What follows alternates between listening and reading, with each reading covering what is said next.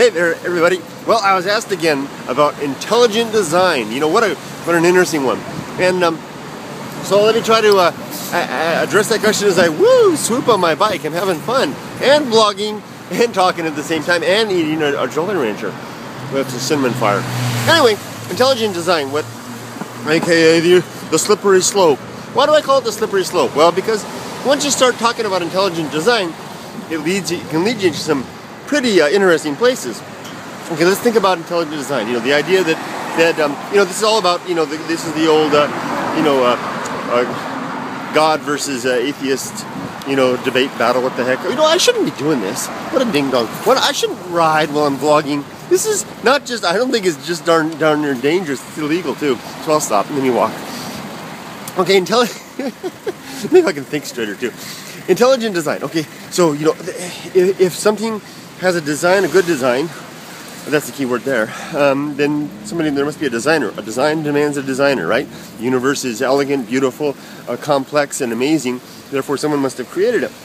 That's the basic idea, I believe, behind intelligent design. Well, one of the things that happens there is if you lead yourself down that road, if you start going down that road, you have to ask yourself, what about stupid design?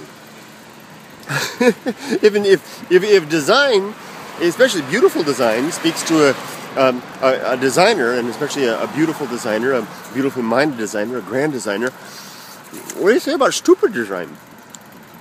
There's lots of examples of imperfection in the universe. We don't have to talk about just biology. We can talk about all elements of the natural sciences.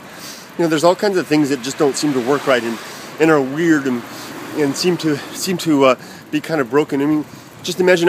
One of the greatest ones, was the very fact that Johannes Kepler, discovered that the planets move in ellipses. They don't move in perfect circles. Astronomers, cosmologists who tried to explain how the universe worked came up with these grand designs of showing all of the celestial bodies with the Earth at the center moving in these perfect spheres.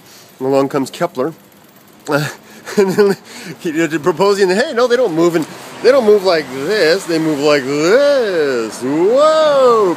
It's weirdo ellipses, and that's exactly how they move. And then, of course, along comes, then comes Galileo to say that we're not, the Earth wasn't at the center. And oh my gosh, that's how less perfect could that be? So, the world is full of imperfections. Another one, you've probably heard this one before. I'll just pick one from biology. There's this nerve that runs between your brain and I think it's your nose. I think it's your brain and your nose. Kind of connects the two. I may be wrong about which sort of sense it is. Maybe it's not the eyes, it's the nose, I think. Or maybe it's taste. But anyway, it's somewhere around here. From here to your brain. So you can either taste or smell. And that nerve runs a circuitous path in creatures like us. It kind of goes down through your throat, down to the base, goes through a little hole in the bone down there, and then back up to the brain. Doesn't make a lot of sense because it's really close. This area is real close to this area. Why doesn't it just run the line back there?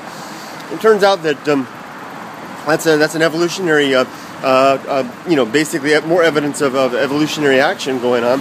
If you look back at the time when that sense first developed, it appeared to have developed in a fish, and the fish's body was structured in such a way then that actually shoulder bone piece right there was right in a nice spot, and the nerve went through that hole. There goes a bullet train. The nerve went through that hole was the shortest route. Yeah, ding ding. From the brain to that sensor area there. So what happened was, as we evolved, and as our bodies changed, the line of that nerve it was just there, so it just had to modify accordingly and follow along. It couldn't have a drastic change. And now we have that weird route that it takes in our bodies, really elaborate when you look at a giraffe, where it runs all the way from the top of the giraffe's head way down to the base of the neck, and then all the way back up. Oh, I've got people all around. I better hop on my bike for just a second. People nervous. See the guy behind me? Yahoo. So anyway, so there. What about stupid design? Okay, so design where things aren't perfect. What does that say? Back to my point.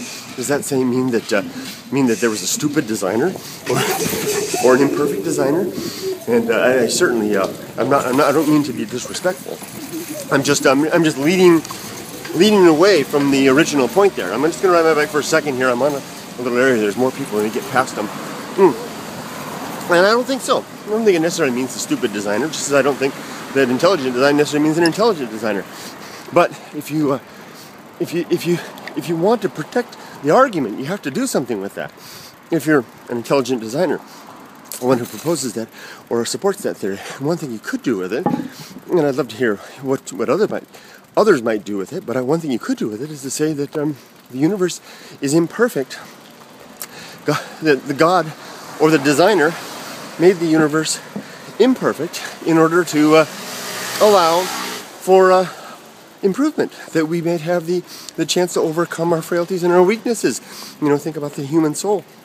The imperfect sin, creatures born of sin that we are. The chance to rise above that through the embracing the gift of love, charity, and forgiveness that the Almighty has offered. Wouldn't that be an even more exquisite view of intelligent design? That not only did the designer make it a masterpiece of symmetry in so many ways, but so delicately flawed as to give the creatures within it, the sentients within it, those who are bestowed with the challenge of life and becoming something better, and give them a chance to improve, to work through it, to discover the Creator Himself. Now, wouldn't that be a beautiful thing? A system created with a system so imperfect as to allow those within it to evolve into something better. Oh my gosh! I told you it was a slippery slope, right? And you start. What have we just bumped into? Evolution. Oh my gosh! And not just in the spiritual sense, but in the biological sense as well, and in the geological sense as well, and just about every sense you could imagine. A universe rife with imperfection, granting a gift from the Creator, to give a gift from the designer, and to give an opportunity for the universe to mold and change into something better. It's better self, so to speak. Evolution indeed then becomes evident in all those manifestations.